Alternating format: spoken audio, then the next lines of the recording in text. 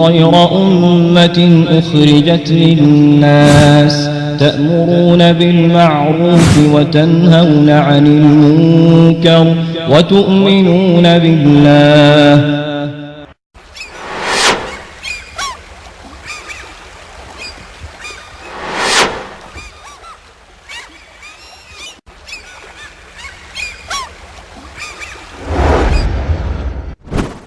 خوش نصیب ہے وہ انسان جس کو نیک اعمال کرنے کی توفیق مل جائے، اور بد نصیب ہے وہ انسان جس نے اس زندگی کو ہی سب کچھ سمجھ لیا۔ ایمان وہ پہلی شرط ہے قبولیت اعمال میں۔ فمن كان يرجو لقاء ربه فليعمل عملا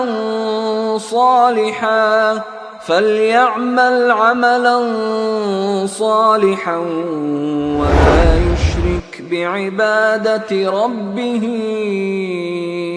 أحدا۔ یہ تمیز ختم ہو جائے کہ حلال پیٹ میں گیا ہے یا حرام، سود ہے یا لاٹری، بینک سے قرضہ لیا ہے یا لوگوں کا قرض دبایا ہے، جھوٹ بول کے کمایا ہے یا کسی کی چوری کی ہے، ڈاکہ ڈالا ہے، تو پھر یاد کر لیجئے نیک اعمال برباد ہو جاتے ہیں اس انسان کے جس انسان کا رزق حرام ہو، کھانا اور پینا حرام ہو۔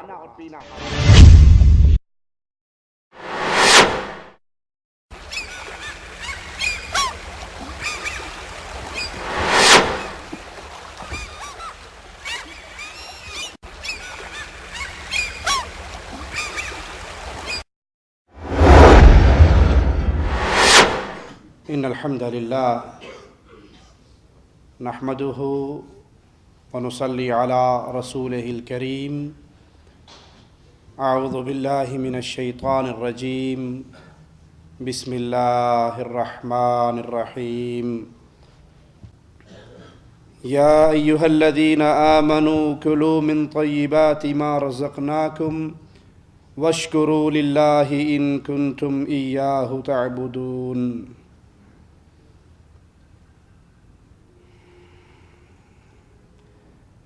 بہت سے ایسے اعمال ہیں جن کے کرنے والے کو اس کا بدلہ نہیں ملتا، اور یہ بڑی بد نصیبی کی بات ہے۔ انسان محنت بھی کرے اور نتیجہ نہ نکلے، اپنے طور پہ وہ سمجھ رہا ہو کہ میں نیکیوں کا سٹاک اکٹھا کر رہا ہوں، اور قیامت کے دن اس کی نیکیوں کی ترازو نہ لگے۔ وہ کون سے گناہ ہیں جو نیک اعمال کی قبولیت میں رکاوٹ بن جاتے ہیں؟ ان اعمال میں سے ایک عمل رزق حرام کھانا۔ جو جسم حرام مال پہ پلتا ہے، جنت سے زیادہ جہنم کی آگ اس جسم پہ حق رکھتی ہے۔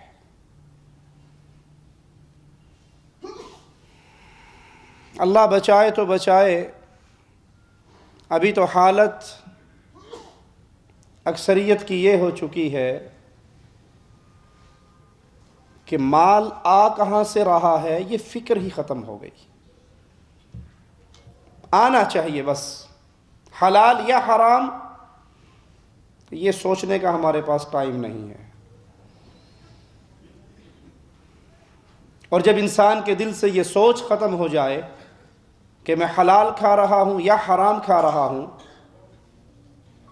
اہم چیز یہ ہے کہ میری جیب بھری ہوئی ہونی چاہیے، تو یہ انتہائی بد نصیب انسان ہے۔ کیوں؟ کیونکہ اللہ مالک نے حلال کھانے کا حکم دیا ہے، پاکیزہ چیزوں کو حلال کیا ہے اور حلال کھانے کا حکم دیا ہے، اور اعمال کی قبولیت کے لیے یہ ایک بہت بڑی شرط ہے۔ اگر انسان حرام کھاتا ہو تو اس کی عبادات، اس کی نیکیاں برباد ہو جاتی ہیں، حتیٰ کہ اس کی دعا بھی اللہ کے دربار میں قبول نہیں ہوتی۔ مالک کا فرمان سنیے، یا ایھا الرسل، اللہ حکم دے رہا ہے اپنے رسولوں کو، کلوا من الطیبات واعملوا صالحا، اے انبیاء کی پاکیزہ جماعت، حلال طیب پاکیزہ چیز کو کھاؤ اور نیک اعمال کرو۔ مالک اہل ایمان کو حکم دیتا ہے، یا ایھا الذین آمنوا، اے ایمان کے دعوے دارو، اہل ایمان کی جماعت، کلوا من طیبات ما رزقناکم، پاکیزہ چیزوں میں سے کھاؤ، حلال چیزوں میں سے کھاؤ، طیب چیزوں میں سے کھاؤ جو ہم نے تمہیں رزق دی ہے۔ جو چیز طیب کے زمرے میں نہیں آتی اس کے کھانے کی اجازت تو اللہ نے نہیں دی نا، اب وہ کسی شکل میں ہو، وہ شراب کی شکل میں ہو، وہ سگریٹ کی شکل میں ہو، وہ تمباکو کی شکل میں ہو، وہ پان کی شکل میں ہو، وہ حکے کی شکل میں ہو، وہ حرام ہے۔ بعض لوگ بحث کرتے ہیں کہ آپ ویسے ہی سختی کرتے ہیں، سگریٹ کا نام دکھائیے کہاں ہے، حکے کا پان کا نام دکھائیے۔ قرآن نے ایک موٹا سا اصول بیان کیا ہے، پاکیزہ چیز، طیب چیز وہ حلال ہے، اس کو کھاؤ، اور جو چیز طیب نہیں ہے، خبیث ہے، تو خبیث چیزوں کو کھانے کی اجازت نہیں۔ وَاشْكُرُوا لِلَّهِ، اللہ کا شکر کرو، اللہ نے جو تمہیں رزق دیا ہے اس پہ اللہ کا شکر کرو۔ ان کنتم ایاہ تعبدون، اگر تم اس بات کے دعوے دار ہو کہ ہم خالص اللہ کی عبادت کرتے ہیں تو پاکیزہ چیزوں میں سے جو رزق ملا ہے وہ کھاؤ اور اللہ کا شکر ادا کرو۔ صحیح مسلم میں ایک شخص کا ذکر جو بڑے دور کا سفر کر کے اللہ کے گھر میں پہنچتا ہے، حالت یہ ہے کہ اس کے سر کے بال خاک آلود ہے، اس کی داڑھی خاک آلود ہے، کپڑے خاک آلود ہے، بڑا لمبا سفر کر کے آیا ہے، اور آ کر وہ آواز لگاتا ہے، سوال کرتا ہے، یا رب یا رب یا رب، یہ جملے اس کی زبان سے ادا ہوتے ہیں، لیکن حالت کیا ہے؟ اس کا کھانا حرام کا، اس کا پہننا حرام کا، اس کا لباس حرام کا۔ تو جس کا کھانا، جس کا پہننا، جس کا لباس حرام کا ہے، اس کی دعا کیسے قبول ہوگی؟ اس کی ساری محنت مردود، بیت اللہ میں پہنچنے کے لیے لمبا سفر بھی بیکار گیا، اس کی لمبی لمبی دعائیں بھی اللہ کے ہاں قبولیت کے مقام کو نہ پہنچی۔ اس کی اس نیکی کے برباد ہونے کے پیچھے راز کیا تھا؟ حرام کھاتا تھا، حرام پیتا تھا، حرام پہنتا تھا۔ ہم تو بڑے شوق سے کہتے ہیں نا جی، وہ ماشاءاللہ جب ریزائن کیا تھا تو وہ حقوق کے نام پہ 40,000 ریال ملے تھے، جاتے ہی ہم نے فوراً اس کو فکس ڈپازٹ کروا دیے، اللہ خیر صلی اللہ۔ پینشن ملی تھی تو ساری کی ساری بینک میں رکھ دی، الحمدللہ آ رہا ہے کھا رہے۔ پچھلے دنوں مجھے یورپ سے کسی سوال کرنے والے نے فون کیا، اور وہ بیچارہ اپنی مجبوریوں پہ مجبوریاں سنا رہا جی، وہ امریکہ میں رہتے ہیں، یورپ میں رہتے ہیں، مکان نہیں ہے، بڑے پریشان ہیں، کرائے بہت زیادہ ہیں، دھکے کھا رہے ہیں، بڑی ہی مجبوریاں ہیں، بڑی ہی پریشانیاں ہیں، دکھ کے اندر وقت گزر رہا ہے۔ کوئی ایسی صورت ہے کہ ہم بینک سے لون لے کے مکان بنا لیں، سود پہ پیسہ لے کے مکان لے لیں؟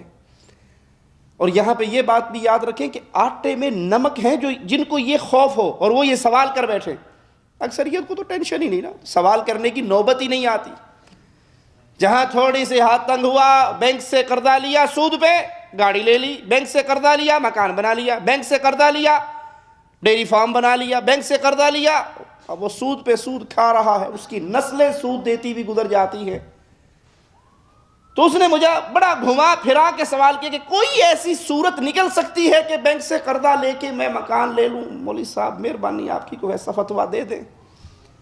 تو میں نے کہا بھائی، میں فتویٰ دینے کی بجائے میں آپ سے پوچھتا ہوں کہ آپ شادی شدہ نہ ہو، آپ شادی شدہ نہ ہو، آپ کے پاس بیوی نہ ہو، شادی کا انتظام ہونا بھی مشکل ہو، آپ بڑے دور کہیں رہتے ہوں، بڑی پریشانی میں ہو اور بڑا برا حال ہو، کوئی صورت نکلتی ہے ماں سے نکاح کرنے کی؟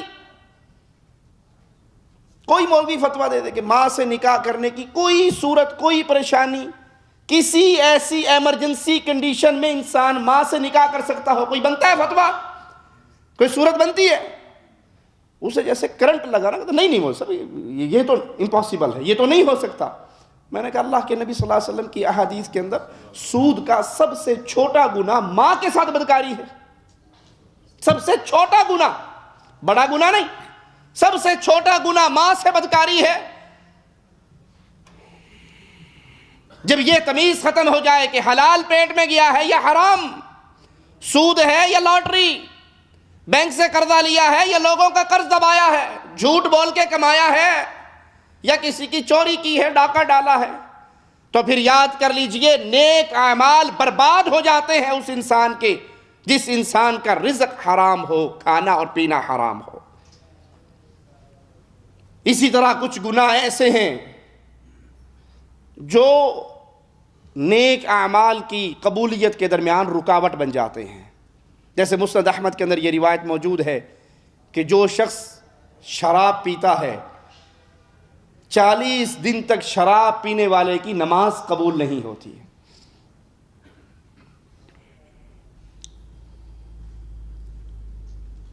اس کو تو شوق اور فیشن کے لیے پیتے ہیں، بڑی پارٹی میں جانا ہے، بڑے لوگ ہیں، ان کے سامنے نہ پئیں گے تو کیا کہیں گے، بڑا دقیانوس قسم کا انسان ہے۔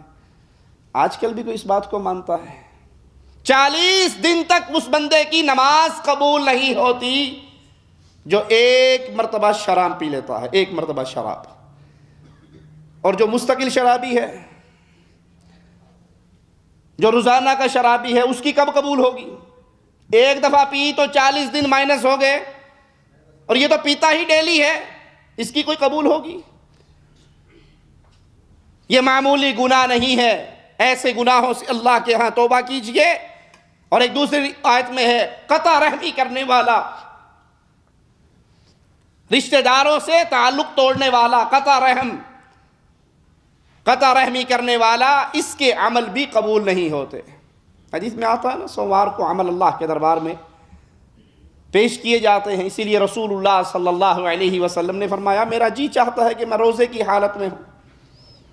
ایک مشرک اس کے اعمال کی طرف نظر نہیں ڈالتا مالک، اور ایک دو مسلمان مومن مواحد بھائی جو اپنی کسی دنیاوی وجہ پر، کسی بنیاد پر، جی میں نے سلام کیتا سی نے جواب نہیں دیتا، میں اس کے بعد منہ ہی نہیں لگایا، میں اس کے گھر گیا تھا، میں نے بیل دی تھی، گاڑی باہر کھڑی تھی، 4 پیسے جو آگے اس کی جیب میں، یہ باہر ہی نہیں نکلا، میں کوئی اسے دانے لے کر کھاتا ہوں، یہ اپنے گھر آباد رہے، میں اپنے گھر آباد رہوں، بس ہماری لڑائی ہے۔ میں نے ان سے رشتہ مانگ لیا تھا جی اپنی بیٹی کے لیے، بیٹے کے لیے، انہوں نے نہیں دیا، اس کے بعد تو میرا دل ہی نہیں کرتا ان کو ملنے کے۔ یہ مسلمان کا طریقہ نہیں ہے۔ اور یہ عمل، یہ گناہ چھوٹا گناہ نہیں ہے، انسان کی نیکییں قبول نہیں ہوتی، اس کے اعمال کی طرف دیکھا نہیں جاتا جب تک 2 ناراض بھائی آپس میں صلح نہ کر لیں۔ ایک تو ہے ناراضگی آپ کی اللہ کے لیے ہو، پھر تو مبارک ہو ایسی ناراضگی پہ اگر آپ اللہ کے لیے ناراض ہیں، اور ایک ہے کہ آپ اللہ کے لیے ناراض نہیں، دنیاوی کوئی معاملہ، کوئی تجارت کا، کوئی دکانداری کا، کوئی رشتہ داری کا، کوئی اخلاق کا، کوئی ملاقات کا، اس میں ناراض ہو گئے، اور ایسی لمبی ناراضگی چل رہی ہے کہ وہ ادھر سے آ رہا ہو تو ادھر منہ کر لیتا ہے، وہ پہلے بس میں بیٹھ جائے تو یہ وہ بس ہی چھوڑ دیتا ہے، دوسری بس کا انتظار کرتا ہے۔ اس طرح مسلمان بھائی سے قطع تعلق کرنے والے کے اعمال، اس کی نیکیاں قبول نہیں ہوتی۔ اسی طرح اللہ کے لیے دوستی اور اللہ کے لیے دشمنی، یہ بھی چھوٹا عمل نہیں ہے، یہ نیکی بہت بڑی نیکی ہے کہ انسان کسی سے محبت کرے تو اللہ کے لیے، انسان کسی سے بائیکاٹ کرے، نفرت کرے، بغض رکھے تو ایک اللہ کے لیے۔ یہ مومن کی زندگی ہے، اس کی ساری دوستی اللہ کے لیے، رسول اللہ صلی اللہ علیہ وسلم سے محبت کرنے والوں سے دوستی، اور جو اللہ اور اس کے پیارے حبیب سے بغض رکھتے ہیں، مومن ان کے ساتھ بغض رکھتا ہے۔ اور یہاں پہ ضروری ہے کہ اہل ایمان سے محبت کا برملا اظہار ہو، اور اہل شرک سے، اہل بدعت سے، اہل کفر سے اللہ اور اس کے پیارے حبیب کے دشمنوں سے برملا برات کا اعلان ہو، کو آپ کے گھر پہ اہل شرک میں سے رشتہ مانگنے آ جائے تو یہ نہ کہیں مجھے لڑکا پسند نہیں آیا، اس کی گورنمنٹ جاب نہیں ہے، ٹرخانے کی کوشش نہ کریں، پیغام دیں۔ آپ قبروں پہ سجدہ ریز ہو، آپ کا بیٹا بے نماز ہے، آپ کا بیٹا بینک کا ملازم ہے، سود کھاتا ہے، میں اللہ کے لیے پیار کرتا ہوں اور اللہ کے لیے میری دشمن یہ ہے، میں اپنی بیٹی کسی مشرک کو نہیں دے سکتا، کسی بدعتی کو نہیں دے سکتا، کسی بے نماز کو نہیں دے سکتا، کسی حرام کمائی والے کو نہیں دے سکتا، بھلے وہ میرا سگا بھتیجا کیوں نہ ہو۔ یہاں یہ بات بالکل غلط ہے کہ آپ سر نیچے کر کے کوئی بہانہ بنا دیں۔ اگر آپ کے دل میں اللہ کے لیے محبت ہے برملا اظہار کیجئے، اور اگر آپ اللہ کے لیے کسی سے نفرت کرتے ہیں تو اس کا اظہار کیجئے، ہو سکتا ہے آپ کا یہ اظہار کرنا اس بندے کو سوچنے پہ مجبور کر دے۔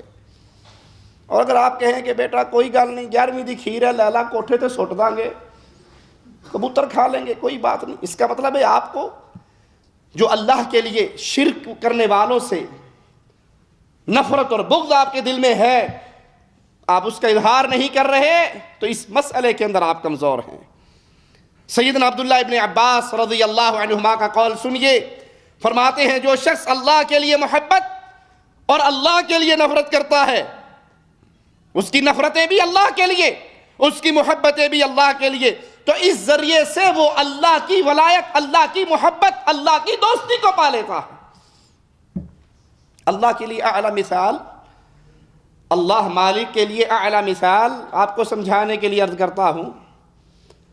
آپ اپنے کسی دوست کے پاس جائیں اور کہیں فلاں آدمی سے آپ کی دشمنی ہے، میری تو کوئی دشمنی نہیں ہے اس سے، آپ کی دشمنی ہے، لیکن چونکہ میں آپ کا دوست ہوں تو میں اعلان کرتا ہوں جو آپ کا دشمن وہ میرا دشمن، جو آپ کا دوست وہ میرا دوست۔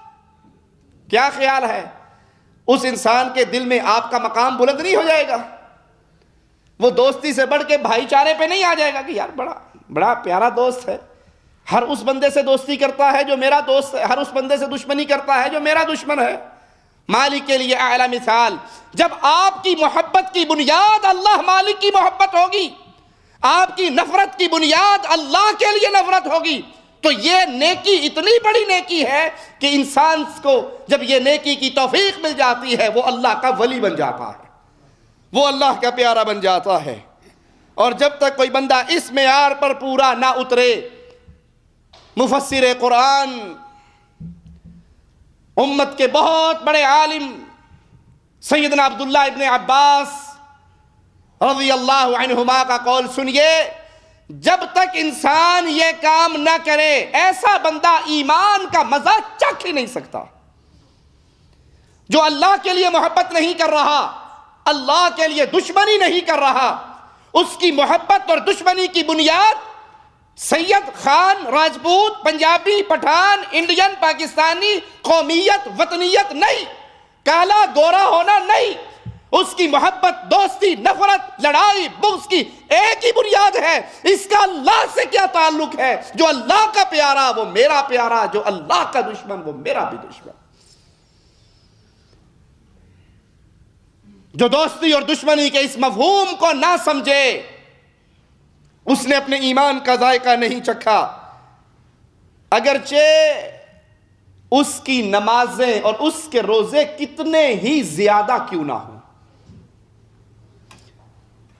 زیادہ نمازیں پڑھنے والا، زیادہ روزے رکھنے والا، عبادات کرنے والا، نیکیاں کرنے والا، اگر وہ اللہ کے لیے دوستی اور اللہ کے لیے دشمنی کے مفہوم کو نہیں جانتا تو اس کی یہ نیکیاں اس کو ایمان کا ذائقہ نہیں چکھا سکتی۔ سیدنا عبداللہ ابن مسعود فرماتے ہیں اہل معاصی سے بغض رکھ کر تم اللہ کا قرب حاصل کرو، مشرکوں سے دل کے اندر بغض، اہل کفر سے دل کے اندر بغض، اہل بدعت اس کے ساتھ دل کے اندر بغض ہو۔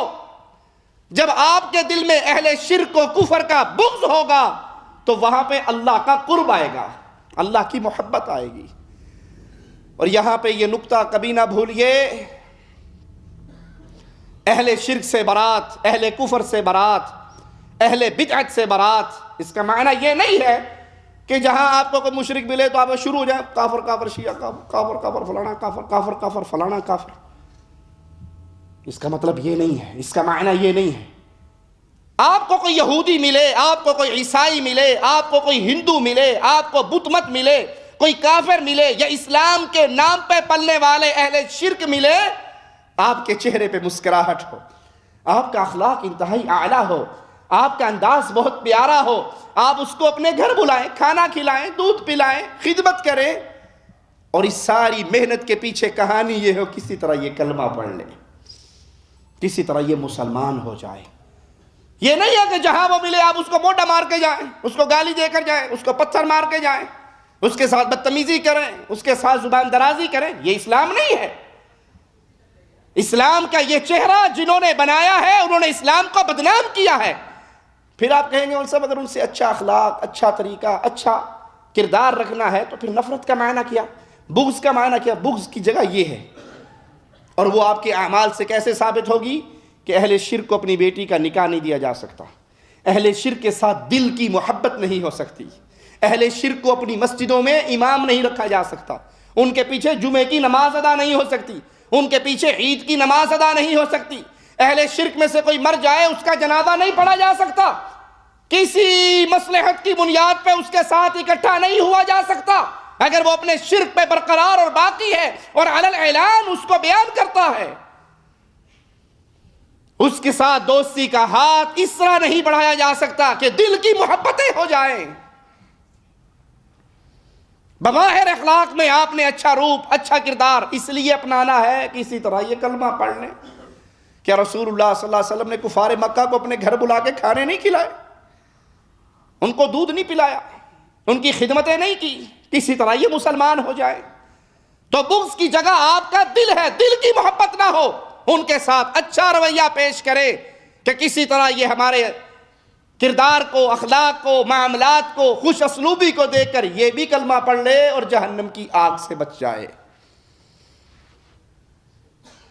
ابن مسعود رضی اللہ عنہ کا قول پھر سنیے، اہل معاصی سے بغض رکھ کر تم اللہ کا قرب حاصل کرو اور انکار کرنے والے چہروں کے ساتھ ان سے ملو، اللہ کی رضا ان کی ناراضگی میں تلاش کرو اور ان سے دور ہو کر اللہ کے قریب ہو جاؤ۔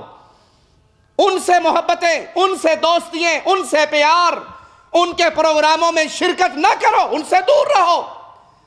یہ نہیں کہ اب 25 دسمبر آیا ہے تو مولوی صاحب کیک کاٹنے کے لیے ساہیوال کے چرچ میں چلے جائیں یا خانے وال کے چرچ میں چلے جائیں اور وہاں کھڑے ہو کے مولوی بھی کیک کاٹے اور عیسائی پادری کو بھی صلیب لٹکا کے اپنے ساتھ کھڑا کر لے، یا منہاج القرآن لاہور کے اندر قادری صاحب ملتان کے پادریوں کو بلا کے اس کے جمگھٹے میں کھڑا ہو کے کیک کاٹ لے۔ یہ اسلام نہیں ہے۔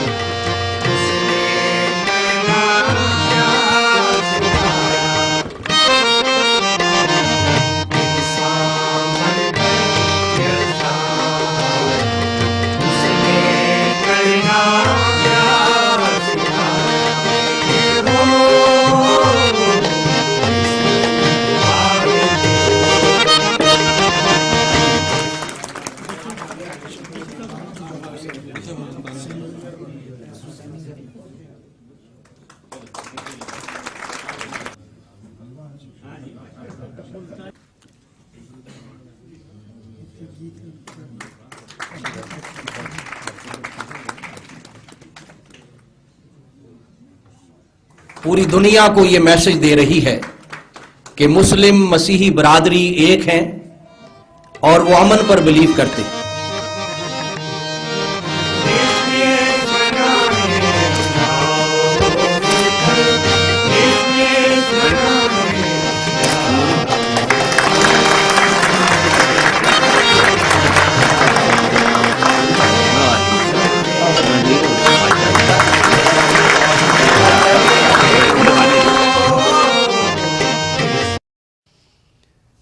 اگر آپ نے کرسمس کے فنکشن کو اٹینڈ کیا، اس کا معنی یہ نکلا آپ نے تسلیم کر لیا کہ عیسائیوں کا عقیدہ ٹھیک ہے، عیسیٰ اللہ کا بیٹا ہے۔ وہ تو اسی کی پیدائش کا منا رہے ہیں نا دن، اور ان کے ہاں عقیدہ کیا ہے کہ عیسیٰ اللہ کے رسول نہیں ہے، عیسیٰ اللہ کا بیٹا ہے۔ آپ بھی اگر خانے وال کے چرچ میں کھڑے ہو کے کیک کاٹ رہے ہو یا ساہیوال کے چرچ میں کھڑے ہو کے کیک کاٹ رہے ہو تو یاد کرو آپ کی بدعقیدگی کے لیے یہی کافی ہے کہ آپ نے اس کو تسلیم کر لیا کہ یہ واقعی اللہ کا بیٹا ہے۔ ایمان کہاں پلے رہا؟ ابن مسعود رضی اللہ عنہ کا قول روشنی کا مینارہ ہے اہل ایمان اور اہل توحید کے لیے۔ نیک اعمال کی حفاظت کے لیے ضروری ہے کہ انسان لوگوں کے حقوق اچھے طریقے سے ادا کرے، ان کے ساتھ اچھے اخلاق سے پیش آئے، اچھے کردار سے پیش آئے، چہرے پہ مسکراہٹ رکھے، کسی پہ ظلم نہ کرے، کسی کو زیادتی کا نشانہ نہ بنائے، وگرنہ یہ سارے اعمال برباد ہو جائیں گے اس ایک گناہ کی وجہ سے۔ رسول اللہ صلی اللہ علیہ وسلم کا فرمان سنیے، اور صحیح مسلم کے اندر پیارے حبیب علیہ السلام کی یہ حدیث موجود ہے۔ آپ نے اپنے اصحاب سے پوچھا مفلس کون ہے؟ صحابہ نے کہا یا رسول اللہ صلی اللہ علیہ وسلم مفلس تو وہ ہوتا ہے جس کی جیب خالی ہو، جس کے پاس درہم و دینار نہ ہو۔ فرمایا نہیں، یہ مفلس نہیں۔ کہا پھر اور مفلس کون ہے؟ کہا مفلس تو وہ شخص ہے جو قیامت کے دن آئے گا، حدیث کو ذرا غور سے سنیے گا، قیامت کے دن آئے گا، نیکیوں کے انبار ہوں گے، جہاں اس کے پاس نیکیاں ہوں گی وہاں اس کے ساتھ کچھ لوگ اس کے سامنے مالک کے دربار میں سوالی بھی بن کر آئیں گے۔ کوئی کہے گا اس نے مجھے مارا تھا، کوئی کہے گا اس نے مجھے گالی دی تھی، اس نے میرا حق دبایا تھا، اس نے میری غیبت کی تھی، اس نے میری چغلی کی تھی، بدلہ دے۔ اور اگر مالک عدل کرے تو تھر تھر کانپے اونچی شانوں والے، وہ رحمت کرے تو بخشے جائیں مجھ جیسے منہ کالے۔ ہماری سیاہیوں کی معافی کی ایک ہی صورت ہے کہ اللہ اپنی رحمت والا ماجرا کرے۔ اگر وہاں پہ عدل ہوا تو برباد ہو گئے، پھر کون بچے گا؟ مالک فرمائے گا دے بدلہ، وہ کہے گا اللہ کہاں سے دوں؟ اگر میں نے کسی کے پیسے دبائے تو پیسے تو اب نہیں ہیں، وہ تو دنیا میں رہ گئے۔ بہنوں کا حق نہیں دیا، زمین دبا گیا کہ ہمارے دادا نے ہماری پھپھی کو نہیں دیا تھا، ہمارے باپ نے ہماری بہنوں کو نہیں دیا تھا، میں اپنی بیٹیوں کو کیوں دوں؟ ہمارا تو خاندان زمیندار خاندان ہے، اور زمیندار زمینوں سے حصہ نہیں دیا کرتے۔ کیوں؟ یہ ہماری زمین ہے، اگر دے دیں گے تو ان کی بن جائے گی۔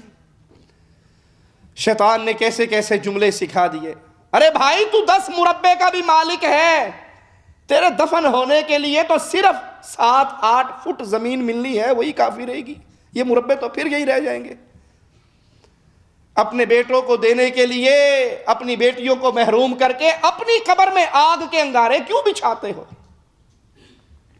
کہاں سے دوں؟ جو حق چھینا تھا وہ تو رہ گیا دنیا میں۔ مالک فرمائے گا ٹھیک ہے، کسی کا حق مارا اس کو نیکیاں دے دے، کسی کو نماز، کسی کو روزہ، کسی کو حج، کسی کو زکوٰۃ، کسی کو جہاد، کسی کو صدقہ، بٹ گئی۔ یہ تو اس کا حال ہے جس کے پاس نیکیاں ہیں۔ اور کچھ بد نصیب ایسے بھی ہوں گے نیکیاں ختم، تقسیم ہو گئی، سوالی ابھی بھی کھڑے ہیں، وہ کہیں گے اللہ نیکیاں بٹ گئی، ہمیں بھی بدلہ چاہیے۔ مالک فرمائے گا دے ان کو بھی، کہے گا اللہ ان کو کہاں سے دوں؟ نیکیاں ساری تقسیم ہو گئی، کچھ رہا ہی نہیں۔ مالک فرمائے گا گناہ انہوں نے کیے، وہ گناہ تیرے سر پہ لاد دیے جائیں گے، یہ گناہوں سے صاف ہو کر گناہگار جنت میں، یہ نیکی کرنے والا نیکییں بٹوا کر مظلوموں کا گناہ اٹھا کر جہنم میں پہنچ جائے گا۔ حقوق العباد کی ادائیگی نہ کرنا ایک ایسا گناہ ہے کہ نیکییں برباد ہو جاتی ہیں اس گناہ کی بنا پر۔ صحیح بخاری میں امام بخاری رحمہ اللہ سیدنا ابو ہریرہ رضی اللہ عنہ وارضاہ سے روایت کرتے ہیں، وہ کہتے ہیں میں نے رسول اللہ صلی اللہ علیہ وسلم کو فرماتے ہوئے سنا من کان لہ علی اخیہ مظلمہ، جس نے کسی بھائی پر کوئی ظلم کیا ہے اس دنیا کی زندگی میں، کسی کا حق مارا، کسی کو تھپڑ مارا، کسی کو گالی دی، کسی کا مال چرایا، کسی کی غیبت کی، کسی کی چوری کی، کوئی کسی کے ساتھ زیادتی کی ہے، وہ اس دن کے آنے سے پہلے اپنے بھائی سے معافی مانگ کے اپنا معاملہ صاف کر لے، جس دن اس کے پاس نہ درہم ہوگا نہ دینار ہوگا۔ آج تو بزدلی اور بہادری کے اس کی تعریف کو ہم نے بدل دیا۔ ہمارے ہاں بہادر کون ہے؟ جو لوگوں کا زیادہ مال دبا لے۔ کمزور بندہ کسی سے لڑ پڑے نا، اور پھر اس کی لڑائی کسی بہادر سے ہو تو دوسرا کمزور کہتا ہے ہون سواد ہے ہم لڑ کھاں بابے نال، کیوں؟ یہ بڑا بہادر ہے، یہ لوگوں کا پلاٹ دبا لیتا ہے۔ آپ نے دیکھا نہیں، کسی کے پلاٹ پہ کوئی دوسرا قابض ہو جائے، اب اسے پتا ہے عدالت کے اندر اگر جاؤں گا تو انشاءاللہ میرے مرنے کے بعد ہی فیصلہ ہوگا، اس سے پہلا تو چانس نہیں ہے کہ اس سے پہلے بھی فیصلہ ہو جائے۔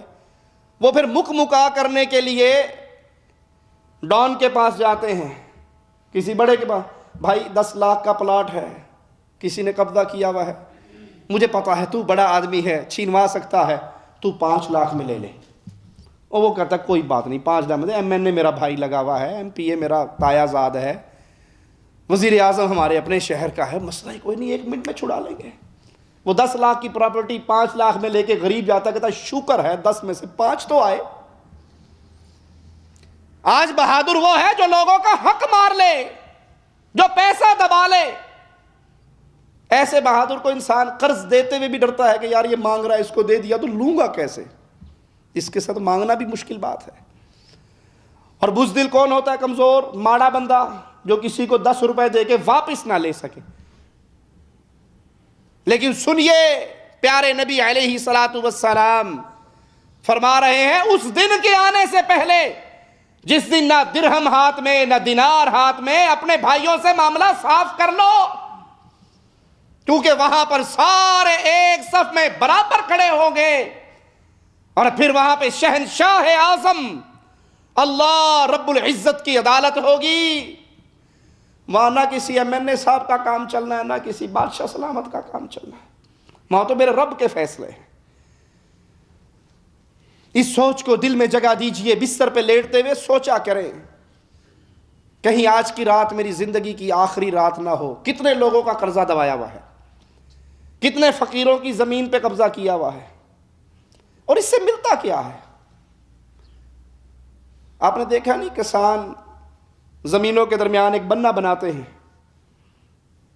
تھوڑی سی مٹی کی ڈھیری، دوسرا پانی لگانے آتا ہے، اپنے کھیت کے اندر کسی چلاتا ہے، وہ کسی مار کے 2 انچ ادھر کر لیتا ہے، رات کو بڑا میں 2 انچ قابو کر لیا، انہیں پتہ بھی نہیں لگا۔ کیا ملا تجھے؟ اس 2 انچ کی زمین سے تجھے کیا مل جائے گا؟ کروڑ پتی ہو جائے گا۔ اور اگر کروڑ پتی بھی ہو جائے، یہاں سے سونے کی کان بھی نکل آئے، تو 60 سالہ زندگی ہے نا، 70 سال 80 سال بس۔ تو اس 80 سال کے لیے اس زندگی کو ہلاک کرنے پہ تلا ہے جس کا پہلا دن 50,000 سال لمبا۔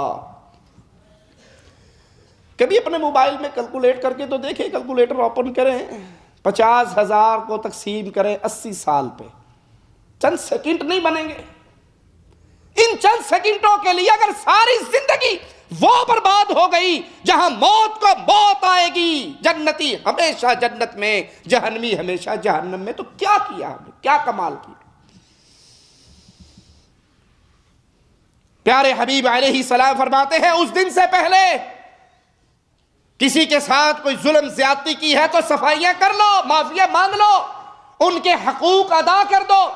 بہنوں کا مال دبایا ہے تو جاؤ انہیں دے کر آؤ، بھائیوں کا مال دبایا ہے تو جاؤ دے کر آؤ، یتیم بھتیجوں کا مال بھائی کے مرنے پہ کسی نے کھا لیا تو واپس کرو، کسی کو گالی دی، غیبت کی، چوری کی، معافی مانگو، اس کے لیے رحمت اور مغفرت کی دعائیں کرو۔ قیامت کے دن اگر یہ ماجرا پیش ہو گیا، یہ فائل کھل گئی، اور وہاں تو ساری فائلیں کھلنی ہیں، تو وہاں پہ کوئی انسان کیسے بچے گا؟ مظلوم کی آہ سے ڈرو اور مظلوم کے حق کو جتنی جلدی ہو واپس کر دو، موت کا کوئی پتہ نہیں کب اٹھا لے۔ یہ تو دنیا کا ماجرا ہے، دین کا ماجرا بھی لے لو۔ آج کتنے ہی دیندار، دین کے دعوے دار، وہ دوسرے مسلمان بھائی کی جان کے دشمن ہیں۔ کیوں؟ یہ اللہ کی عبادت کی بات کرتا ہے۔ علامہ احسان الہی ظہیر رحمت اللہ علیہ کو پاکستان میں بمبوں کا نشانہ بنا کے اڑا دیا گیا، شہید کر دیا گیا۔ کیوں؟ احسان الہی ظہیر رحمہ اللہ کا کیا قصور تھا؟ شیخ ابراہیم سلفی رحمہ اللہ کو گولیوں سے چھلی کر دیا گیا فجر کی نماز کے بعد، کیا قصور تھا؟ یہ چند ماہ پہلے گجرات کے اندر ایک عالم صاحب کو جمعہ پڑھانے جا رہے تھے، پیچھے سے آئے اور فائر مار کے شہید کر دیا۔ کیا قصور تھا؟ صرف ایک قصور کہ انہوں نے شرک کے راستے کو چھوڑ کے اللہ کی عبادت کی راہ کو چن لیا۔ اب شرک کرنے والے، پیروں کی قبروں کے طواف کرنے والے، غیر اللہ کو داتا و مشکل کشا سمجھنے والے، ان کو یہی تکلیف پڑی ہے کہ ہم قبر پہ سجدہ کرتے ہیں، یہ کیوں نہیں کرتا؟ ہم یا علی مدد کہتے ہیں، یہ کیوں نہیں کہتا؟ ہم 11ویں کا ختم اپنے گھر سے دلواتے ہیں، یہ رسم بد شرک والا ماجرا غیر اللہ کی نظر کرتے ہیں، یہ کیوں نہیں کرتا؟ دنیا کے اندر بھی ظلم ہے، دین کے نام پر بھی ظلم ہے۔ ارے آپ کو یہی بغض ہے کہ یہ اللہ کی عبادت کا دعویٰ دار ہے کہ ہم صرف اللہ کی عبادت کرتے ہیں، اس کی عبادت میں کسی کو شریک نہیں کرتے۔ قیامت کے دن تم اس رب کے سامنے کھڑے ہو کر اہل توحید کے خون سے اپنے ہاتھوں کو رنگین کرنے والوں اور وہ مفتی جو اس کا فتویٰ دیتے ہیں، رب کو کیا جواب دو گے؟ کیوں مارا اس کو؟ صرف ایک قصور تھا کہ یہ لا الہ الا اللہ پڑھتا تھا، مانتا تھا، اس کی دعوت دیا کرتا تھا۔ غیر اللہ کی عبادت سے منہ موڑنے پر اہل شرک کی طرف سے فتووں کی مشین گن چلتی ہے اور اہل ایمان کا خون، یہ زمین اس سے سیراب ہو جاتی ہے۔ اللہ کی قسم، تم جو چاہے کر لو، جتنے خون بہانے ہیں بہا لو، جس دل میں توحید کا عقیدہ پیدا ہو جاتا ہے، پختہ ہو جاتا ہے، اس کی گردن کٹ سکتی ہے، مردے کے سامنے جھک نہیں سکتی۔ ایک احسان الہی رحمہ اللہ نہیں، ایک ابراہیم سلفی نہیں، ہزاروں کو قتل کر لو، تم جتنا خون بہا سکتے ہو بہا لو۔ جس سینے کے اندر لا الہ الا اللہ کی غیرت پختہ ہو جاتی ہے، جس دل پہ رب کی محبت کا رنگ چڑھ جاتا ہے، اس کے لیے گردن کٹانا آسان ہے، درگاہوں پر جھکانا آسان نہیں ہے۔ ہمیں تو یہ ہمارے پیارے حبیب محمد کریم صلی اللہ علیہ وسلم نے درس دیا۔ اپنے صحابی کو کہا، اے معاذ، اللہ کے ساتھ شرک نہ کرنا، لا تشرک باللہ، ان قتلت او حرقت، تجھے ٹکڑے کر دے، قتل کر دے یا جلا کے راکھ کر دے، دونوں صورتیں برداشت کر لینا، لیکن کبھی اللہ کے ساتھ کسی اور کو شریک نہ ٹھہرانا۔ عمل کی قبولیت کے لیے لازم ہے کہ انسان ادب کو اختیار، بے ادب نہ ہو۔ اور ادب کی دو قسمیں ہیں، ادب فی العمل، عمل میں ادب ہونا، یہ قبولیت کی شرط ہے۔ جیسے کہا جاتا ہے کہ ادب قبولیت عمل کی علامت ہے، اسی طرح عمل کے بعد ادب کا رویہ اختیار کرے، اور جو شخص ادب نہ کر سکے اس کا عمل برباد ہو جاتا ہے۔ مالک کا فرمان سنیے، یا ایھا الذین آمنوا لا ترفعوا اصواتکم فوق صوت النبی ولا تجہروا له بالقول كجہر بعضکم لبعض ان تحبط اعمالکم وانتم لا تشعرون۔ اے اہل ایمان، لا ترفعوا اصواتکم، اپنی آوازوں کو بلند نہ کرو محمد الرسول اللہ صلی اللہ علیہ وسلم کی آواز پہ، نہ ان کو ایسے پکارو جیسے تم آپس میں ایک دوسرے کو نام لے کے پکارتے ہو۔ اگر تم یہ کام کرو گے، تم اپنی آواز کو اونچا کرو گے نبی کی آواز سے، اس کو ایسے پکارو گے جیسے آپس میں ایک دوسرے کو پکارتے ہو، مالک فرماتا ہے تمہارے سارے اعمال برباد کر دیے جائیں گے، تمہیں اس کا شعور بھی نہیں ہوگا۔ ادب کی کچھ انواع ہیں، اللہ کے ساتھ ادب، رسول اللہ صلی اللہ علیہ وسلم کے ساتھ ادب، کتاب و سنت کے ساتھ ادب، صحابہ اور سلف صالحین کے ساتھ ادب، عام اہل ایمان کے ساتھ ادب، اور اللہ کے ساتھ ادب یہ ہے کہ انسان اللہ کے ساتھ اپنے معاملے کو درست رکھے، اپنے دل کو اللہ کی طرف جھکائے، اس میں غیر کی محبت ایسی پیدا نہ ہو جو اللہ کی محبت پہ غالب آ جائے، غیر اللہ کی طرف التفات نہ کرے، اپنے دل میں آنے والے ارادوں کو جو ارادے اللہ کی ناراضگی کا سبب ہیں، دل کو ان گندے ارادوں سے بھی بچائے۔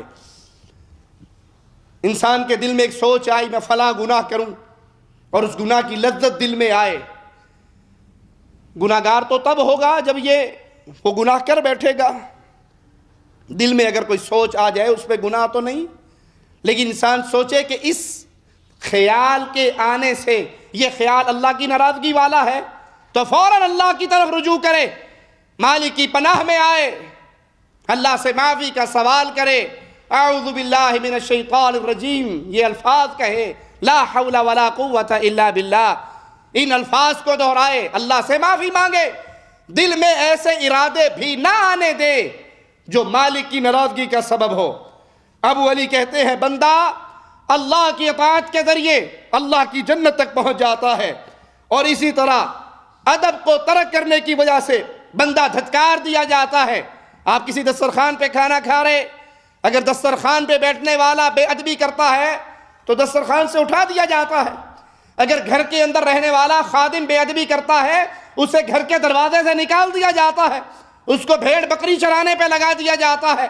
تو ادب انسان کو عزت دلواتا ہے، اس کے مقام کو بلند کرتا ہے، اور بے ادبی انسان کو دنیا کے اندر بھی ذلیل کرتی ہے اور اس کے اعمال کی بربادیوں کا سبب بھی بنتی ہے۔ عبداللہ ابن مبارک رحمہ اللہ فرماتے ہیں جو شخص آداب میں سستی کرے وہ سنتوں سے محروم ہو جاتا ہے۔ ابن مبارک کا یہ قول رحمہ اللہ بڑا عظیم قول ہے، غور کیجئے۔ جو ادب کے معاملے میں، آداب کے معاملے میں سستی کرتا ہے اس کا رزلٹ کیا نکلتا ہے؟ پھر اس کے دل سے سنتوں کی اہمیت ختم ہو جاتی ہے۔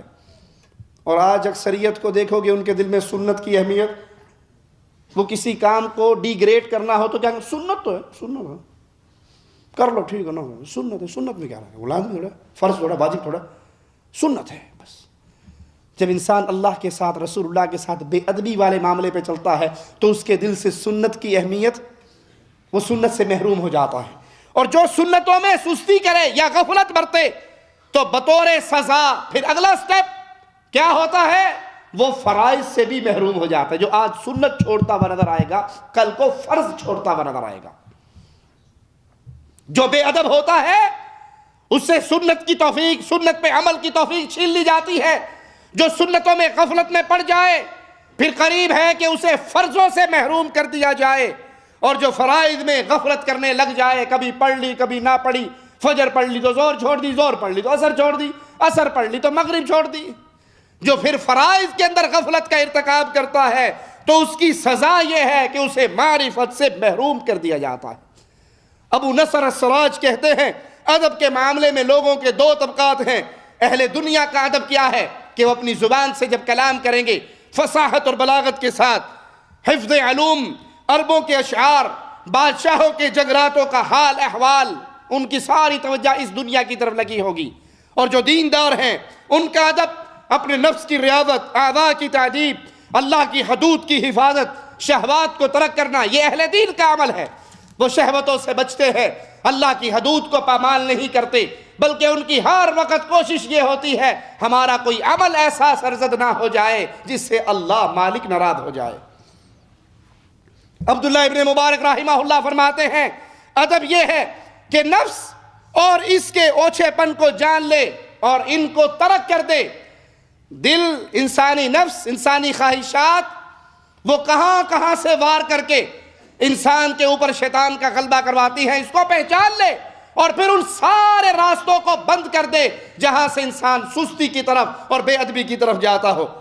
علامہ ابن قیم رحمہ اللہ فرماتے ہیں ادب کی حقیقت یہ ہے کہ اچھے اخلاق کو اپنایا جائے۔ اسی وجہ سے انبیاء کرام ادب کے اندر سب سے کامل ترین انسان تھے۔ سیدنا ابراہیم علیہ السلام کا ادب قرآن حکیم کے الفاظ میں سنیے، وَإِذَا مَرِضْتُ فَهُوَ يَشْفِينِ، جب میں بیمار ہو جاتا ہوں تو اللہ مجھے شفا دیتا ہے۔ جب میں کیا ہو جاتا ہوں؟ بیمار ہو جاتا ہوں۔ تو بیماری کی نسبت ابراہیم علیہ السلام نے کس کی طرف کی؟ اپنی طرف، اللہ کی طرف نہیں کی، اپنی طرف کہا کہ جب میں بیمار ہو جاؤں تو اللہ مجھے شفا دیتا ہے۔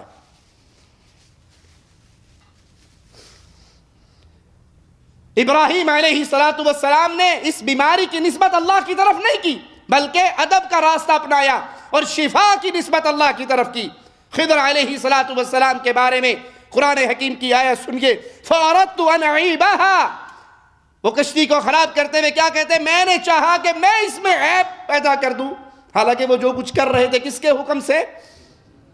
وہ اللہ کی طرف سے، اللہ کے حکم سے کر رہے تھے، لیکن اس عیب کی نسبت اپنی طرف کی۔ موسیٰ علیہ السلام کا حال سنیے، مالک کا فرمان، قرآن حکیم کی آیات ہمیں اس منظر کو ہمارے سامنے رکھتی ہے۔ کیا کہتے ہیں موسیٰ علیہ السلام؟ ربی انی لما انزلت الی من خیر فقیر، اے میرے رب جو خیر بھی تو میری طرف اتارے میں اس کا محتاج ہوں۔ حقیقت میں محتاج کس بات کے تھے؟ بھوک لگی ہوئی تھی، بھوک لگی ہوئی تھی، پریشان حال تھے، لیکن اللہ سے ڈائریکٹ یہ نہیں کہ اللہ روٹی کھلا دے، ادب والا معاملہ کیا کہ اے اللہ جو خیر بھی تو میری طرف اتارے۔ اور موسیٰ علیہ السلام نے تو حالت ان کی صرف روٹی کے لیے تھی، قربان جائے وہ مالک، وہ سننے والا، سمیع بصیر، جس پہ آج کا مشرک الزام لگاتا ہے کہ اللہ سنتا ہی نہیں ہے۔ اللہ نے روٹی بھی دے دی، ووٹی بھی دے دی، بندوبست کھانے کا بھی ہو گیا اور بیگم کا بھی ہو گیا۔ اس مالک کو پکار کے تو دیکھو، اس کے در کا سوالی کبھی خالی نہیں رہتا۔ اہل ایمان جنوں کا قول قرآن حکیم کے الفاظ میں سنیے، اشر ارید بمن فی الارض ام اراد بہم ربہم رشدا، کیا زمین والوں کے ساتھ کسی شر کا ارادہ کیا گیا یا ان کے رب نے انہیں ہدایت دینے کا فیصلہ کیا، ارادہ کیا؟ اس میں بھی ہدایت کے برعکس شر کی نسبت اللہ کی طرف نہیں کی گئی۔ آدم علیہ السلام نے جب اپنے اللہ سے دعا کی، کیا دعا تھی؟ ربنا ظلمنا، اے اللہ ظلم کیا ہم نے، ہم دونوں نے اپنی جانوں پر ظلم کیا۔ یہ نہیں کہا کہ اللہ تو نے ہماری تقدیر میں لکھا ہوا تھا، ہمارا کیا قصور ہے؟ جیسے اکثر آج ادب سے دور، رب کی رحمتوں سے، شریعت کے علم سے دور، اور جی مولوی صاحب جنت میں جانے والوں کا بھی فیصلہ ہو گیا، جہنم میں جانے والوں کا بھی فیصلہ ہو گیا، پھر کیا فائدہ نماز پڑھنے کا؟ جنت میں جانے والے جنت میں جائیں گے، جہنم میں جانے جائیں گے، جی تو جانا کیا ہو رہا ہے؟ ٹھیک ہے، ایک گروہ نے جنت میں جانا، ایک نے جانا، لکھا گیا، تقدیر لکھی گئی، خلاص بھائی تقدیر لکھی گئی۔ آج آپ نے رات بروسٹ کھانا ہے، تقدیر لکھی گئی، سارا دن گھر میں کنڈی مار کے بیٹھے رہو، نہ دکان پہ جاؤ، نہ دکان کھولو، گھر میں بیٹھے رہو، بروسٹ قسمت میں لکھا ہے، آج بروسٹ کھانا ہے، وہ گھر میں آپ کے سامنے بونا بنایا تیار ہو کے ریڈی ہو کے چھت پھٹ کے نیچے آ جائے گا۔ آپ کو دماغ خراب، مولوی صاحب دکان پہ نہیں جاؤں گا، دکان نہیں کھولوں گا، کاروبار نہیں کروں گا، کوئی چیزیں نہیں بکیں گی، 100 ریال بچے گا نہیں تو بروسٹ کیسے کھاؤں گا؟ یہ بروسٹ نہیں لکھا ہوا تو نے کھانا ہے۔ صرف دین کی طرف جب آتے ہو تو شیطان کے ان جملوں پہ چلتے ہو۔ تو آدم علیہ السلام کہتے ہیں اے اللہ ہم دونوں نے ظلم کیا اپنی جانوں پہ، تو اس غلطی کی نسبت اپنی طرف کی، اللہ کی طرف یہ نہیں کہا کہ اللہ تو نے تقدیر بنائی تھی، جیسے ابلیس نے کہا۔ آدم علیہ السلام با ادب، ابلیس بے ادب اور گستاخ۔ ابلیس کیا کہتا ہے؟ بما اغویتنی، تو نے مجھے گمراہ کیا۔ آدم کہتے ہیں اللہ میں نے اپنی جان پہ، ہم دونوں نے اپنی جان پہ ظلم کیا، ایک با ادب رہے کامیاب ہو گئے، ایک بے ادب ہو کے شیطان لعین قرار پایا۔ ایوب علیہ السلام کا ادب سے بھرا ہوا قول سنیے، وہ فرماتے دعا کرتے ہیں وَأَيُّوبَ إِذْ نَادَى رَبَّهُ أَنِّي مَسَّنِيَ الضُّرُّ وَأَنْتَ أَرْحَمُ الرَّاحِمِينَ، اے میرے رب بے شک مجھے تکلیف نے چھو لیا، مجھے بیماری نے پکڑ لیا، تکلیف نے چھو لیا، اور تو سب رحم کرنے والوں سے بڑھ کر مہربان ہے۔ یہ نہیں کہ اللہ تو نے بیمار کیا مجھے، بیماری تیرے طرف سے آئی ہے، کہ نہیں اللہ میں بیمار ہو گیا، تکلیف نے مجھے چھو لیا، پکڑ لیا، اور تو بڑا رحم کرنے والا ہے، یہ بھی نہیں کہا شفا دے دے۔ کتنے عظیم ادب سکھائے ہیں ایوب علیہ السلام نے۔ رسول اللہ صلی اللہ علیہ وسلم نے اپنی امت کو مالک کا ادب کیسے سکھایا؟ آپ نے حکم دیا اپنا سطر ڈھانپ کے رکھو، اپنا سطر ڈھانپ کے رکھو۔ پوچھا گیا یا رسول اللہ صلی اللہ علیہ وسلم اگر ہم اکیلے ہو پھر؟ لوگ ہیں تو ہم اپنا سطر چھپا لیں، اگر لوگ نہ ہو کمرے میں اکیلے ہو پھر بھی سطر ڈھانپ کے رکھے؟ فرمایا اگر کوئی نہیں ہو تو اللہ اس بات کا زیادہ حقدار ہے کہ اللہ سے ادب والا معاملہ کرو، وہاں بھی اپنا سطر چھپا کے رکھو۔ پورا کا پورا دین اسلام ادب پر مشتمل ہے۔ نماز میں آپ کھڑے ہوتے ہو، سر آپ کا جھکا ہوا ہوتا ہے، نماز میں حالت قیام میں سر کا جھکانا ادب ہے، ہاتھوں کو سینے پر باندھنا ادب ہے، قرآن کو محبت اور نرمی سے پڑھنا ادب ہے، اسی طرح سطر ڈھانپنا، زبان کی حفاظت کرنا یہ ادب کے اندر شامل ہے کہ میری زبان سے کوئی ایسا جملہ نہ نکلے جس سے اللہ ناراض ہو جائے۔ لوگوں کے ساتھ اچھے اخلاق سے پیش آنا، رکوع اور سجدے میں قرآن کی تلاوت نہ کرنا، قبلے کی طرف نہ منہ کرنا نہ پیٹ کرنا پیشاب پخانہ کرتے ہوئے، اسی طرح تھوکتے ہوئے قبلے کی طرف منہ نہ کرنا، نماز میں سکون اختیار کرنا، ظاہراً اور باطناً اللہ کا ادب کرنا، یہ تمام چیزیں دین اسلام نے سکھائی ہیں اور یہ سب ادب پر مشتمل ہیں۔ ادب کی تعریف صاحب منازل نے ادب کی تعریف یوں کی ہے کہ ادب یہ ہے سرکشی کے نقصانات کی معرفت کے ساتھ غلو اور جفا کی درمیانی حد کی حفاظت کی جائے۔ علامہ ابن قیم رحمہ اللہ فرماتے ہیں کہ ادب کی یہ بہترین تعریف ہے، یہ تعریف ادب کی بہترین تعریف ہے، اور یہ بھی اللہ کے ساتھ ادب میں سے ہے کہ انسان اللہ سے اس حد تک نہ ڈرے کہ اس کی رحمت سے ہی مایوس ہو جائے، اتنا نہ ڈرے کہ اس کی رحمت والے ماجرے کو بھول جائے، اور اتنا اللہ سے بے خوف نہ ہو کہ گناہوں پر اتراتا پھرے اور گناہوں پر اکڑاتا پھرے اور گناہوں پر خوشیاں منائے کہ دیکھو میں نے تو یہ کر لیا، میں نے یہ کر لیا، اور دوستوں کے اندر بیٹھ کے اپنے گناہوں کے چرچے کرے۔ نہ تو اللہ سے اتنا ڈرے کہ نہ مایوس ہو جائے رحمت سے، اور نہ اتنا نڈر ہو کہ اللہ کی پکڑ سے اور اس کے ماجرے کو اپنے دل سے نکال دے۔ یہ بھی اللہ کے ساتھ ادب ہے کہ اس کے نام کی عزت کرے، وہ تحریر میں ہو یا الفاظ میں ہو۔ آپ کسی سڑک پہ سے گزر رہے، گلی میں سے گزر رہے، آپ کے سامنے زمین پہ پڑا ہوا کوئی اخبار، کوئی کاغذ مل گیا، آپ کو پتا ہے کہ اس پہ اللہ کا نام لکھا ہوگا، اس کو اٹھا لیجئے، اس کو بلند جگہ پہ رکھیے، اللہ کے نام کی عزت کریے، اللہ کے نام کو توہین سے بچائیے، پھر دیکھیے آپ کے دل میں رب کی محبت کا سمندر کیسے جوش مارے گا۔ اخبارات میں اکثر کچھ بھی نہ ہو تو عبداللہ کے نام کی خبر تو ہوگی، اللہ کا نام تو آیا، کوئی اخبار زمین پہ پڑا ہو اس کو اٹھا کر اوپر رکھے، اونچی جگہ پہ رکھے تاکہ اس کی بے ادبی نہ ہو۔ رسول اللہ صلی اللہ علیہ وسلم کے ساتھ ادب یہ ہے کہ آپ کی زندگی اور آپ کی وفات کے بعد، آپ کی زندگی میں بھی اور وفات کے بعد بھی آپ کی تعظیم کرے، گستاخی والا پہلو کا تصور بھی دل میں نہ لائے۔ آپ کا اصل ادب تو یہ ہے کہ انسان آپ کے حکم کے سامنے سر جھکا دے۔ اصل ادب کیا ہے؟ یہ نہیں ادب کہ آپ انگوٹھے چومیں اور جب بات ماننے کی آئے جی حدیث تو ٹھیک ہے پر دعا کرو، دعا۔ جس نے کس نبی کی حدیث نہ ماننی ہو نا صلی اللہ علیہ وسلم، پھر کیا جی موسم مجھے پتہ حدیث ہے، اللہ کے نبی نے فرمایا داڑھی رکھو، معاف کر دو، داڑھیوں کو لٹکاؤ، داڑھیوں کو چھوڑ دو، اس کو اس کے حال پہ رہنے دو، او کما قال، مختلف الفاظ حدیث میں آئے ہیں، وفر اللحا، بڑھاؤ، زیادہ کرو۔ جی میں نے پڑھا ہے حدیث سے مجھے پتہ، بس دعا کرو، مجھ سے دعا کرو، دعا کرو، دعا بڑیاں نے پتر لیتر دا کاٹا ہے۔ اگر دل میں ادب مصطفیٰ ہو تو پھر یہ نہیں ہوتا کہ میں حدیث سنوں اور پھر میں پتلی گلی سے نکلنے کی کوشش کروں، ٹھیک ہے۔ جس کو رسول اللہ صلی اللہ علیہ وسلم کا ادب کا خزانہ مل جاتا ہے وہ تو انتظار میں رہتا ہے پیارے حبیب کیا فرمائیں اور میں اس پہ عمل کر کے دکھاؤں۔ صحابہ کو نہیں دیکھا، ایک صحابی کو بھیجا فلاں بستی میں جا کر میرا پیغام دے کر آؤ، پیغام دیا، ساتھ ہی شہید ہو گئے، خنجر مار دیا، نیزہ مار دیا دشمنوں نے، نیزہ سینے سے نکلا تو زبان سے کہہ رہے تھے اللہ کی قسم، کعبے کے رب کی قسم میں کامیاب ہو گیا۔ کیوں؟ محبوب نے جو ڈیوٹی لگائی تھی پوری کر لی۔ میرے سامنے اپنے ہمارے پیارے حبیب کی حدیث آئے اور میں ٹھیک ہے پتہ ٹھیک ہے بابا اور کوئی گل کرو انہوں چھاڑ دو. مجلس میں مذہبی بات نہیں کرنی چاہیے, دوستی کی بات کرو, اپنی آپ اس کی بات کرو, مذہبی باتوں ایک سائیڈ پہ رکھو. یہ ادب ہے ہمارے دل میں. ادب یہ ہے انسان انتظار میں رہے محمد کریم کیا فرماتے ہیں, اور جہاں حکم محمد ہو ادھر ادب کرنے والے کا سر اٹھ ہی نہیں سکتا صلی اللہ علیہ وسلم.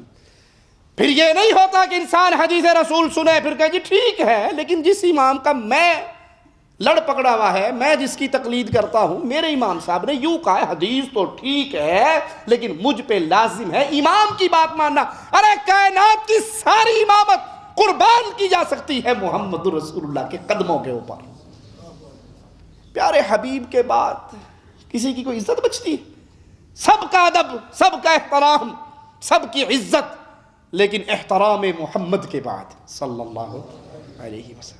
یہ بے ادبی ہے پیارے حبیب کی کہ آپ حدیث سنے اور پھر کہیں حدیث تو ہے لیکن میرا مذہب, میرا امام, میرا قول, میرا شیخ, میرا حضرت, میرا امام, میری سیاست, میری جماعت, میرا گروہ, میری پارٹی.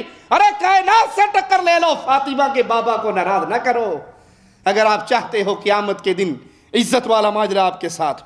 پیارے حبیب کا یہ ادب ہے کہ آپ کو آپ کے نام کے ساتھ نہ پکارا جائے, اونچی آواز میں آپ کے سامنے بات نہیں کی جائے, اپنی آواز کو نبی کی آواز پہ بلند نہ کیا جائے, جس کی ایک صورت یہ ہے کہ حدیث سن کر پھر اپنے امام اور شیخ اور حضرت اور پیر کا قول نہ بیان کیا جائے کہ حدیث تو ہے پر امام صاحب نے یوں کہا ہے. چھوڑ دیجئے جب آپ کو حدیث پتہ لگ جائے. اور ہمارے دین کی رہنمائی کرنے والے تمام ائمہ نے ہمیں یہی سکھایا.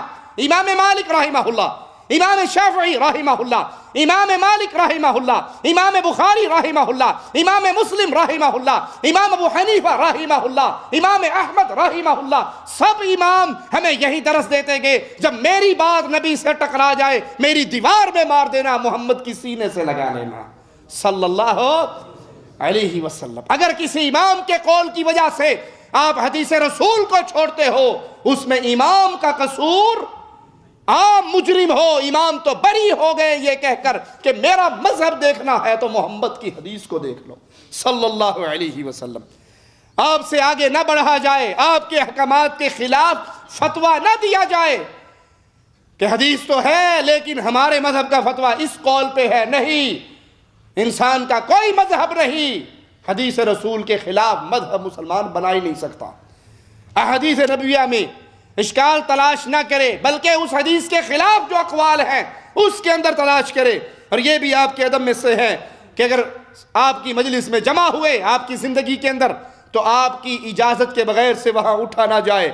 اور یہ بھی آپ کا ادب ہے کہ آپ کے صحابہ کا احترام کیا جائے, آپ کے اہل بیت کا احترام کیا جائے, آپ کے ساتھیوں کا احترام کیا جائے, ان کا نام ادب سے لیا جائے, ان سے محبت کی جائے, ان کی تعظیم کی جائے. سلف صالحین اور صحابہ کرام کا ادب یہ ہے کہ ان سے محبت کریں, ان سے راضی رہیں, ان کے اچھے اچھے کاموں میں ان کے پیچھے چلیں. اگر ان کے درمیان کوئی جھگڑا, کوئی اختلاف, کوئی ماجرا تھا بھی تو اس ماجرے میں ہم اپنی زبانوں کو بند رکھیں, وہ اللہ کے حوالے کر دیں اور ان کے اس اختلاف کو بھی اجتہاد پر پیش کریں کہ ایک صحابی نے اجتہاد کیا, دوسرے نے اجتہاد کیا, اگر کسی سے غلطی ہوئی تو اس کی وہ غلطی اجتہادی غلطی تھی, جان بوجھ کر انہوں نے خلاف نہیں کیا, اجتہادی غلطی تھی. اور اجتہاد کرتے ہوئے اگر انسان سے غلطی بھی ہو جائے تب بھی وہ اللہ سے ایک اجر پاتے ہیں. ان کے جھگڑوں کو آپ اس میں ڈسکس نہ کریں, آپ اس میں ذکر نہ کریں, ان مجلسوں میں ان کو نہ اچھالیں. ان کے جہاد اور ان کی تبلیغ پہ ان کے مشکور رہیں. جو ان سے بغض رکھے اس سے بغض رکھیں, جو صحابہ سے محبت کرے اس سے محبت کریں. کتاب و سنت کا ادب یہ ہے کہ انسان ہر کتاب اور ہر کلام پہ مقدم جانے اللہ کے کلام کو, اللہ کے دیے ہوئے پیارے حبیب محمد کریم صلی اللہ علیہ وسلم کی احادیث کو جو حقیقت میں قرآن کی بہترین تفسیر ہیں. ان دونوں پہ ایمان لائیں, ان کی تعظیم کریں, ان کی نصوص کو تسلیم کریں, کتاب و سنت کو سلف صالحین کے فہم پہ سمجھیں. قرآن کیسے سمجھنا ہے, حدیث کیسے سمجھنی ہے, جیسے محمد کریم صلی اللہ علیہ وسلم کے اصحاب نے سمجھا, آپ کے ساتھیوں نے سمجھا. ہم نے وہ سلف کا فہم لینا ہے اور اس کے مطابق اپنا فہم بنانا ہے. قرآن و حدیث میں تدبر کرے، غور و فکر کرے، ان کو نشر کرے، ان کو پھیلائیں، ان کی عزت کریں، ان کے فضائل بیان کریں، ان کے ساتھ خیر خواہی والا ماجرا کریں، دائیں ہاتھ سے قرآن حکیم کو پکڑیں، باوضو ہو کے قرآن حکیم کی تلاوت کریں، باقی کتابوں سے اوپر رکھیں، ان کے جانب پاؤں نہ بڑھائیں۔ دیکھا ہوگا آپ نے کئی لوگ قرآن پڑھتے پڑھتے زمین پہ رکھ دیں گے اور ادھر ہی پاؤں کر دیں گے، یا مساجد کے اندر سامنے رحل پہ قرآن سجے میں ہے جو بالکل زمین کے ساتھ ملے ہوئے، 1 انچ 2 انچ زمین سے اوپر پھٹا ہے، اس پہ قرآن رکھے ہوئے، اب یہ بیٹھا ہے ٹانگیں سیدھی کر کے قرآن کی طرف کر کے، یہ ادب نہیں ہے، یہ بے ادبی ہے، اور بے ادب بے نصیب، با ادب با نصیب۔ اللہ کے کلام کا ادب کریں، لوگ اس کو زمین پہ رکھ دیتے ہیں، ایسے سمجھتے جیسے عام کتاب ہے، انگلش کا کتاب اوپر پڑی ہے، قرآن حکیم نیچے پڑا ہے، فکر ہی نہیں، سوچ ہی نہیں، یہ اللہ کا کلام ہے، اس کا ادب کرے۔ کتاب و سنت میں یہ تمام چیزیں موجود ہیں، اس کو اپنائیں، اللہ کی کتاب کا ادب اپنے دل میں بٹھائیں۔ اور جو شخص یہ کہے کہ قرآن و حدیث ٹھیک ہے لیکن یہ اس دور کے لیے آیا تھا، آج اس کے اندر دین کا 10واں حصہ بھی نہیں ہے، یا قیاس اور اصولی قوانین جو لوگوں نے بنائے ہیں، لوگوں کے بنائے ہوئے قوانین کتاب و سنت سے بہتر ہیں، یا انگریزی قوانین جو بنائے ہیں، یا پارلیمنٹ جو منظور کرتا ہے، وہ قوانین آج کے دور میں قرآن اور حدیث سے زیادہ بہتر ہیں۔ یا قرآن حدیث کو مانتے تو ہیں جی، بالکل حلف بھی اٹھاتے ہیں، قسم بھی اٹھاتے ہیں، سر پہ بھی رکھتے ہیں، چوری ہو جائے فیصلہ بھی کرواتے ہیں، لیکن اگر آپ یہ چاہے کہ قرآن و حدیث کو آج لاگو کیا جائے تو آج کے دور میں قرآن و حدیث کو لاگو نہیں کیا جا سکتا، اس کا قانون نافذ نہیں ہو سکتا۔ تو یاد کریں میرے جملے کو، جو یہ کہے قرآن و حدیث آج کے دور میں کنڈم ہو گئے، یا قرآن و حدیث میں جو حدود کا نظام ہے وہ کنڈم ہو گیا، یا قرآن و حدیث میں جو سود کے خلاف باتیں ہیں وہ آج کے دور میں لاگو نہیں ہو سکتی، ایسا قول رکھنے والا، ایسا عقیدہ رکھنے والا، ایسی بات کہنے والا کافر ہے، وہ مسلمان نہیں ہے۔ وہ کلمہ پڑھے تب بھی کافر ہے، وہ نماز پڑھے تو تب بھی کافر ہے، کیونکہ اس نے اللہ کی توہین کی ہے، رسول اللہ کی توہین کی ہے صلی اللہ علیہ وسلم۔ اللہ نے یہ شریعت اتاری ہے قیامت کی دیواروں تک، کوئی اور نبی نہیں آئیں گے، پیارے نبی نے جو ہمیں شریعت دی ہے وہ قیامت کی دیواروں تک کے لیے ہے، اب کوئی اور نبی نہیں آئیں گے۔ یہ اللہ اور اس کے رسول کی توہین کر رہا ہے جو یہ کہتا ہے قرآن و حدیث ہے تو ٹھیک، لیکن آج کے دور میں لاگو کرنے کے لیے 73 کا آئین سب سے بہتر ہے، قرآن و حدیث نہیں۔ اسی طرح عمل صالح کے نفع بخش ہونے کی ایک شرط یہ ہے کہ انسان کی موت صحیح عقیدے پر آئے اور وہ ایمان کی حالت میں مرے، کیونکہ اگر مرتے میں وہ کفر پہ مر گیا، شرک پہ مر گیا، کفریہ کلام کہتے ہوئے مر گیا تو زندگی بھر کی نیکیاں برباد ہو جائیں گی۔ مالک کا فرمان سنیے، وَمَن يَرْتَدِدْ مِنْكُمْ عَنْ دِينِهِ فَيَمُتْ وَهُوَ كَافِرٌ فَأُولَٰئِكَ حَبِطَتْ أَعْمَالُهُمْ فِي الدُّنْيَا وَالْآخِرَةِ وَأُولَٰئِكَ أَصْحَابُ النَّارِ هُمْ فِيهَا خَالِدُونَ۔ تم میں سے جو لوگ اپنے دین سے مرتد ہو جائیں، پلٹ جائیں، ارتداد کے شکار ہو جائیں اور اسی کفر کی حالت میں مر جائیں، ان کے اعمال دنیاوی اور آخروی سب کے سب اخروی دنیاوی اعمال برباد ہو جائیں گے، یہ جہنمی ہے اور ہمیشہ ہمیشہ کے جہنمی ہے۔ بخاری و مسلم میں پیارے حبیب محمد کریم صلی اللہ علیہ وسلم کا فرمان ہے، انما الاعمال بالخواتین، اعمال کا دار و مدار تو خاتمے پر ہے، اگر خاتمہ بالخیر ہوا، حسن خاتمہ ہوا، ایمان پہ موت ہوئی تو وہ اعمال اللہ کے دربار میں انشاءاللہ قبول ہوں گے۔ لہذا ہر مسلمان پہ واجب ہے کہ وہ اپنے ایمان کی حفاظت کرے، نفاق سے بچے، فتنوں سے بچے، اللہ کی پناہ میں آئے۔